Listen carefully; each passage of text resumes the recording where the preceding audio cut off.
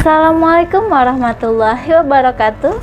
Halo semuanya, selamat datang di video pembelajaran mata kuliah audit. Perkenalkan, nama saya Putri Khairunisa dari kelompok 8. Pada kesempatan kali ini kami akan membahas materi tentang bukti audit. Saya ditemani oleh teman saya yaitu Balkis Fatiatul Zulfa. Kami akan menjelaskan mulai dari pengertian, fungsi, jenis-jenis, sampai asersi dalam laporan keuangan. Yuk langsung saja kita mulai pembahasannya. Baik, pada slide yang pertama ini, kita akan membahas tentang pengertian bukti audit. Bukti audit adalah informasi yang digunakan oleh auditor untuk menilai apakah laporan keuangan suatu perusahaan sudah disajikan secara wajar atau belum. Bukti audit ini harus memenuhi dua syarat utama, yaitu cukup dan tepat. Artinya, bukti yang dikumpulkan tidak hanya harus banyak, tapi juga harus berkualitas dan relevan. Bukti audit bisa berasal dari berbagai sumber, seperti dokumen perusahaan, hasil observasi langsung, konfirmasi dari pihak luar, wawancara, sampai bukti elektronik. Bukti audit ini menjadi fondasi utama bagi auditor dalam mengambil keputusan dan menentukan opini audit. Nah, selanjutnya pada slide ini kita membahas tentang fungsi bukti audit. Fungsi utama bukti audit adalah sebagai dasar dalam pemberian opini auditor terhadap laporan keuangan. Selain itu, bukti audit juga berfungsi untuk mengurangi resiko salah saji material serta membantu auditor dalam menguji kebenaran asersi manajemen. Dengan adanya bukti audit, auditor dapat memastikan bahwa laporan keuangan telah disusun sesuai dengan standar akuntansi yang berlaku. Tanpa bukti audit yang memadai, auditor tidak dapat memberikan keyakinan kepada para pengguna laporan keuangan. Baik, lanjut ke slide berikutnya. Pada slide ini kita membahas jenis bukti audit yang pertama, yaitu data akuntansi. Data akuntansi berasal dari catatan internal perusahaan seperti jurnal umum, buku besar, kartu persediaan, dan sistem ERP. Kualitas data akuntansi ini sangat dipengaruhi oleh pengendalian internal perusahaan. Nah, jika pengendalian internal perusahaan sudah kuat, maka data akuntansi yang dihasilkan akan lebih reliabel sehingga auditor dapat mengurangi prosedur pemeriksaan tambahan. Nah, di slide selanjutnya adalah jenis bukti audit yang kedua, yaitu informasi penguat. Informasi penguat ini terdiri dari beberapa bentuk seperti bukti fisik, bukti dokumenter, bukti perhitungan, bukti lisan, dan juga bukti analisis. Bukti fisik diperoleh melalui pemeriksaan langsung, misalnya menghitung persediaan atau melakukan cash opname. Bukti dokumenter berasal dari dokumen transaksi seperti faktur, invoice, atau kontrak. Nah, kalau bukti perhitungan dilakukan dengan cara rekalkulasi oleh auditor, sedangkan bukti lisan diperoleh melalui wawancara dengan manajemen atau karyawan. Terakhir, bukti analisis digunakan untuk melihat perbandingan data, tren, dan rasio guna mendeteksi adanya kejanggalan.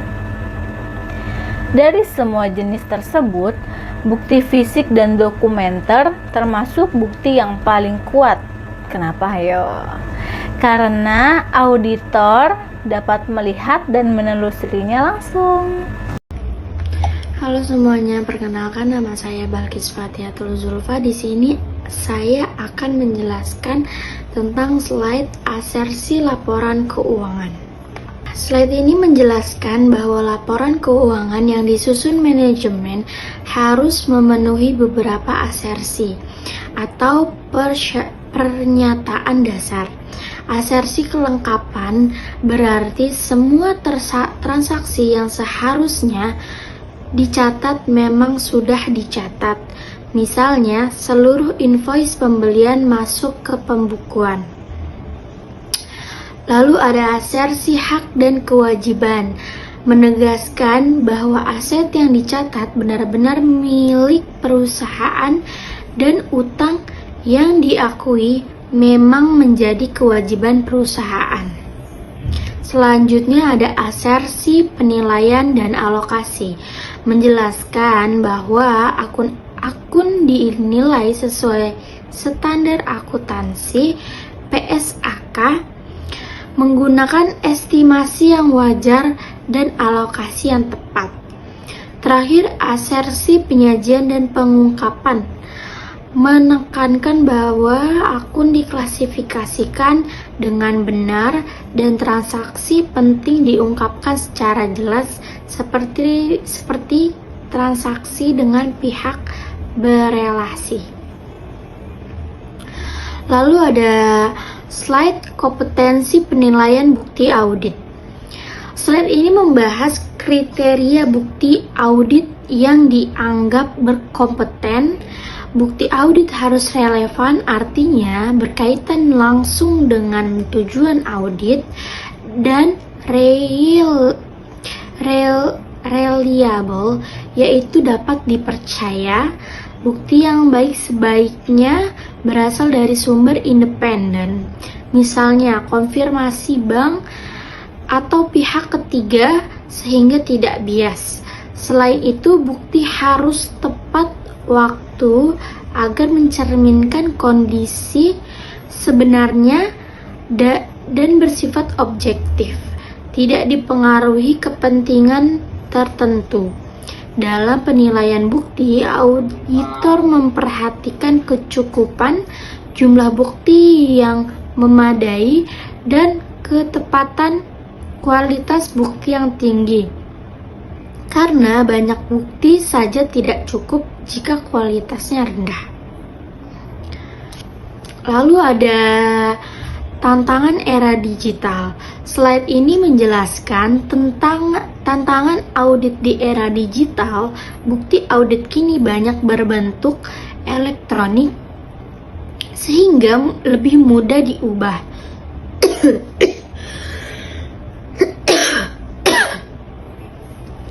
atau dimodifikasi jika pengendalian sistem lemah. Selain itu, terdapat resiko kebocoran data dan serangan cyber atau cyber attack yang dapat mengancam keandalan informasi keuangan. Penggunaan sistem ERP yang kompleks juga menuntut auditor memiliki pemahaman teknologi informasi agar dapat menilai sistem dengan benar.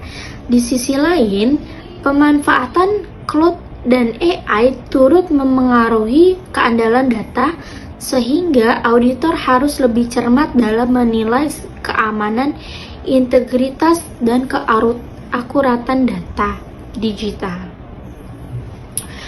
Itu ada kesimpulan.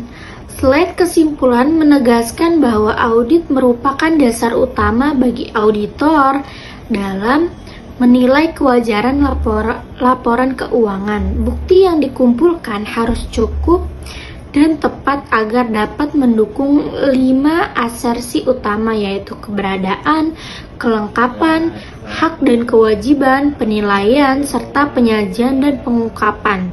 Berbagai jenis bukti audit seperti bukti fisik, dokumen, perhitungan, wawancara, dan analisis digunakan untuk memastikan bahwa laporan keuangan bebas dari salah saji material. Dengan bukti audit yang berkualitas, auditor dapat memberikan opini yang andal dan dapat dipercaya.